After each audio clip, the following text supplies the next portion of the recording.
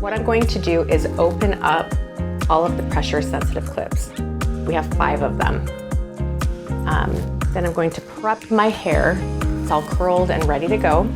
Another thing is you can pre-part your topper and your bio hair so that it kind of sits where you want, parts where you want on your bio hair. What I like to do is flip the topper back and kind of arrange that topper where I want it to lay on that front hairline. Sometimes I wear the topper an inch back from the hairline. Today, I want this topper to be right on the hairline, and you can do that because of that beautiful lace front. And kind of holding it in place with my other hand as I clip, so it's nice and tight. Have all those clips nice and tight. I'm gonna go through, hold the top, keep it in place, through, blend it in,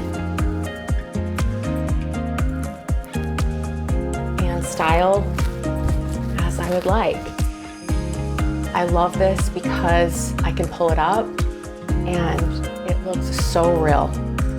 I'm using my own hair and it feels just like an extension of myself. Another thing I absolutely love about this topper is it's nice and light, and pulling the hair up off the neck is a breeze. It looks amazing.